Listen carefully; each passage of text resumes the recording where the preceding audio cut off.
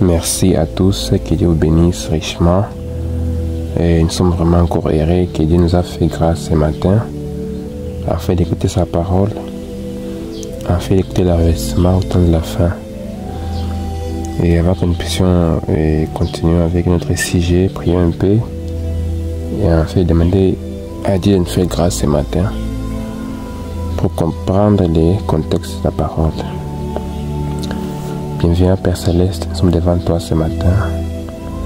Nous te remercions Seigneur Jésus pour le souffle de vie que tu nous as donné Seigneur. Nous te supplions Seigneur de nous bénir, de nous donner ta grâce ce matin du Tout-Puissant, que nous puissions comprendre ta volonté du Tout-Puissant. Fais-nous grâce Seigneur. Et nous disons pardon Seigneur Jésus pour toutes les choses que nous avons commises Seigneur, qui n'était pas ta volonté Seigneur Jésus. Demande-nous Seigneur de nous pardonner du Tout-Puissant. Et qu'enfin nous puissions réellement avoir foi en ce que tu as fait là au Calvaire. Nous croyons réellement que tu as dit que tout a été accompli, Seigneur Jésus. Nous croyons réellement que Seigneur, tu as envoyé Frère Branham pour nous parler de ta part, Seigneur Jésus. Donne-nous cette grâce, Seigneur, de recevoir la parole. Car la chose la plus difficile, Seigneur Jésus, c'est de comprendre. Fais que, Seigneur, tes enfants, là où ils sont, Seigneur Jésus, qu'ils puissent capter réellement le contexte de cette parole révélée, cette révélation, Seigneur Jésus, au temps de la fin. Et fais que cette parole puisse guérir toute maladie, Seigneur Jésus, et tout ce qui a besoin, Seigneur, afin qu'il soit consolé à travers ta parole, qu'il soit guéri, qu'il soit transformé, car le grand miracle, c'est quand un croyant devient un croyant, Seigneur. Je me suis prié et je crois réellement que tu écoutes la prière de ton serviteur. Au nom du Seigneur Jésus-Christ, Amen. Que le Seigneur vous bénisse. Nous continuons toujours avec les sujets intitulés avertissement et puis jugement. Et nous croyons réellement que Dieu nous bénit car nous captons au fur et à mesure sa volonté par rapport à l'avertissement. Hier, nous voyons que les bombes sont déjà dans les hangars. Donc, Dieu prévoit de détruire la terre et tout est déjà prêt. Et hier, je vous ai promis qu'il va amener donc la parole qui parle de la Russie, mais je ne l'ai pas encore fait. Donc, ça sera dans la prochaine vidéo. Mais ceux qui ont reçu un prophète, ils ont eu la chance de comprendre réellement ce que Dieu veut. Le prophète nous a révélé ceci, que la Russie, c'est l'arme du Dieu vivant qui va utiliser pour bombarder les États-Unis, ce qu'on va voir prochainement. Mais ils ont ces prophètes, il y a ceux qui vont nous dire, avant de continuer avec cela, parce que j'ai prévu réellement, on va parler de cela, on va montrer les 7 visions-là que le frère Branham a fait en 1933. Il leur a montré comment est-ce que les signes qui diront vraiment que c'est le temps est à sa fin. Nous allons lire ici les paragraphes 63. Dans la prédication, Dieu ne fait pas venir un homme en jugement sans l'avoir prévenu. C'est comme à l'époque de Noé, avant que Dieu envoie les eaux pour détruire le monde, à l'époque du grand monde antédiluvien qui était plongé dans les péchés. Jésus a clairement dit que c'était un jour pareil à celui-ci. On disait que le temps de Noé était comparable à ces temps ici. C'est ce que Jésus avait dit. Comme c'était au temps de Noé, c'est ainsi arrivera aussi de même à ce temps qu'on vit ici. Celui qui arriva au temps de Noé, ce qui arriva au temps de Noé, arriva de même à la venue de l'homme. Combien les femmes se sont déchaînées et les gens se marient et marient leurs enfants, et on avait des grandes réalisations scientifiques. Les gens intelligents, instruits, se penchaient du côté intellectuel. Voilà, tu comprends ce que les frères disent ici. À ce moment-là, quand on aurait prêché la parole de Dieu, Les gens ne l'écoutaient pas. Ils penchaient leur mentalité sur leur intelligence. Ils disaient que vraiment Noé ment ici. Est-ce que réellement la pluie va pleuvoir? Est-ce que réellement c'est clair? Non. Donc, ils se confient dans leur intelligence. C'est pourquoi on le dit dans Proverbe 5, 3, 5, il dit ceci que ne t'appuie pas sur ton intelligence. Confie-toi en l'Éternel. Ces gens-là s'étaient confiés en leur intelligence. C'est pourquoi ils étaient détruits. Et humbles et petits troupeaux se tenaient à l'écart d'un côté en attendant le jugement imminent et les moyens de s'empêcher. Parmi tous ces gens-là, il y avait 8 personnes, donc il y avait 7, plus Noé, sa femme, donc ils étaient 8 tous. Et ils avaient compris l'avertissement de Dieu. C'est pourquoi il ne faut pas que les progrès de la science puissent se tromper toi aussi. Car Dieu a déjà envoyé un prophète avec un message. C'est ça l'arche spirituelle que Dieu a prévu. C'est la parole. La parole est là. Donc le fait quand on croit à cela, on est épargné de ces délices-là. Tu me comprends? Et Dieu, avant d'envoyer ses jugements, il a envoyé un prophète. Oui, oui. C'est pourquoi aussi Dieu aussi a déjà prévu les jugements. C'est pourquoi d'abord il envoie un prophète. Conformément à Malachie 4:5, 5 à 6, il dit: voici, je vous enverrai Élie les prophètes, avant que les jours de l'Éternel n'arrivent. Un jour grand et redoutable. Donc Dieu prévoit que l'eau de la terre avec les feux. Ça ne sera pas encore avec l'eau, ça sera avec du feu.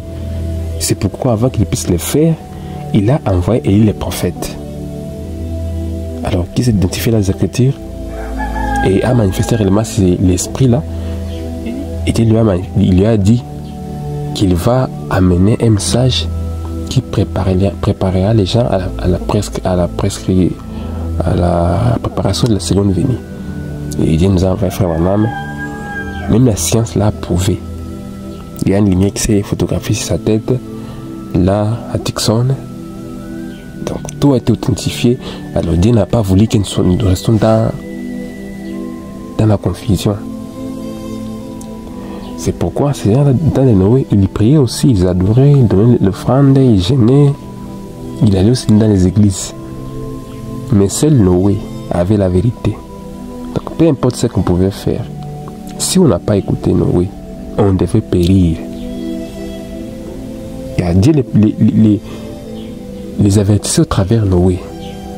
C'est pourquoi parlons de ceci maintenant, que la venue du prophète, c'est un avertissement qu'il va y avoir un jugement.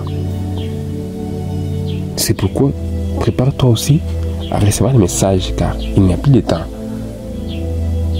Car c'était une prophétie avant que, donc c'était une prophétie pendant la vie, les bombardements des États-Unis qui s'étaient réduits en poussière. Et puis avant, on lui a encore dit: regarde les rois du Nord. C'était ça la Russie. Observez les rois du Nord. Car c'est ça que Dieu va utiliser pour bombarder les États-Unis. Et là, ça sera la fin. Alors, l'épouse du Seigneur Jésus-Christ, les gens qui ont reçu cet esprit ne seront pas encore sur la terre, ils seront enlevés. Donc, ceux qui avaient reçu les messages de l'air, ceux qui avaient reçu cet esprit, seront déjà enlevés. Alors, toi qui n'as pas reçu les messages, tu passeras par la tribulation. C'est ce que la parole dit. C'est pourquoi, recevez le message, croyez cela. La parole dit ceci: celui qui ne croira, celui qui croit, qui sera baptisé sera sauvé. Celui qui ne croit pas sera condamné. Donc si tu crois réellement que ça, c'est un message de Dieu, ça c'est un don de Dieu, croyez, tu seras baptisé et tu recevras un esprit pour que tu sois enlevé. Et je crois qu'on va voir vraiment prochainement cette fois, là où le prophète nous montre vraiment que la réussite, c'est ce que Dieu va utiliser pour accomplir la prophétie. Alors c'est moi, frère madame, qui pouvait voir cela. Il fallait que Dieu envoie un voyant qu'il puisse nous dire cela. Donc celui qui n'a pas réussi un prophète est dans l'obscurité totale. Disons sur les paragraphes, dernier paragraphe 64, exactement. il l'a fait pour Ézéchias. Il lui a dit, prépare-toi car les jugements sont sur le point de tomber. Ah, Dieu a envoyé son prophète à Omala. Car nous parlons que Ézéchias aussi était un roi. Et quand il avait commis une erreur, Dieu a envoyé le prophète, il avait dit qu'il va mourir. Prépare-toi. C'est pourquoi je dis souvent qu'il n'y a rien de spécial qui croit. Donc il n'y a rien de précis qui croit. Donc quand on croit, un envoyé de Dieu. C'est ce que ça m'a dit de demander ce matin. Croyez. Et tu verras que réellement Dieu pourra faire quelque chose dans ta vie au travers de cette parole ici. Car cette parole qui transforme, c'est ça le message de l'air. Car c'est la Bible qui confirme le message que c'est ça le message de l'air.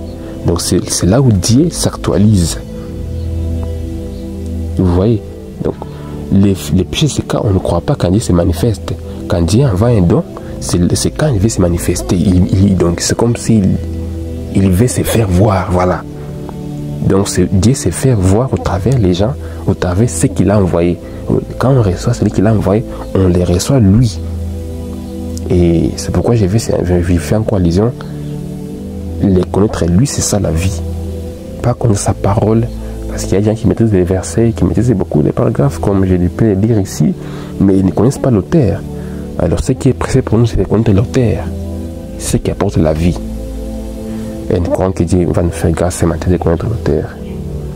Toutefois, je vais faire une clôture avec une prière. Bienvenue à Père Céleste. Et je crois que c'est toi qui connais parler.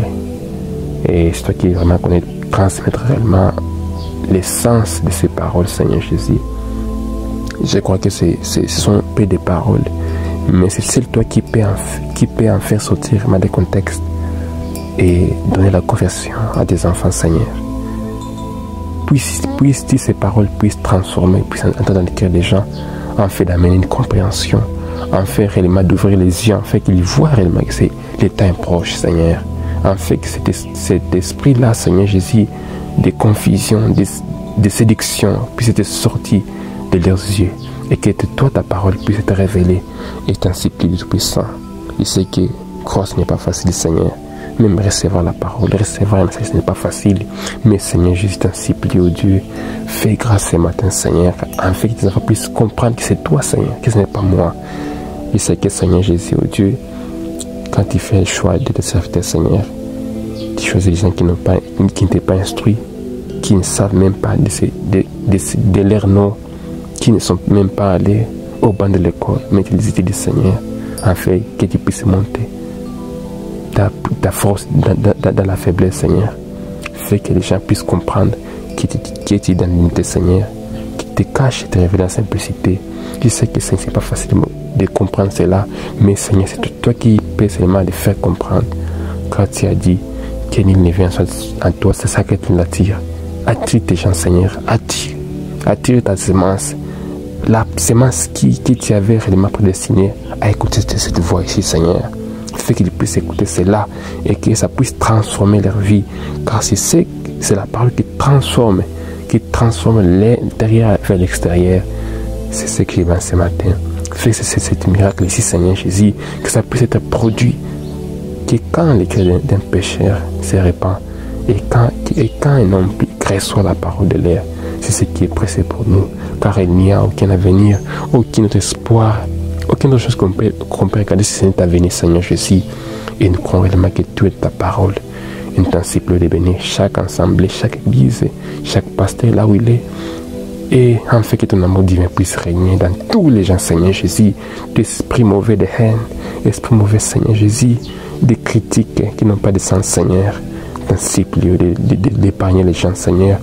Et prépare tes enfants, Seigneur Jésus, et enlève cet esprit-là, Seigneur Jésus, afin qu'ils ne puissent pas les mener à la mort, au péché qui sera impardonnable, Seigneur Jésus. Nous croyons réellement que tu vas nous donner ton esprit, ton amour en nous, Seigneur, et que nous puissions avoir le respect avec tout le monde, Seigneur Jésus, et que nous ayons ton caractère, car c'est ce qui nous sauve, Seigneur Jésus. Je me suis prié au nom du Seigneur Jésus-Christ. Et je crois que, Seigneur, cette parole est tout puissant. Et je sais que cette personne qui priait a baissé, Seigneur, malgré qu'il ne connaissait pas prier, mais tu connais réellement ce qui est dans son cœur, Seigneur. C'est pourquoi il t'en supplie Tout-Puissant, que tu fais transmettre réellement l'expression, l'essence qui est derrière cette parole, Seigneur. Car c'est toi qui connais réellement ce qui est animé, les dires que j'ai prononcés ce matin. J'ai ainsi prié au nom du Seigneur Jésus-Christ. Amen.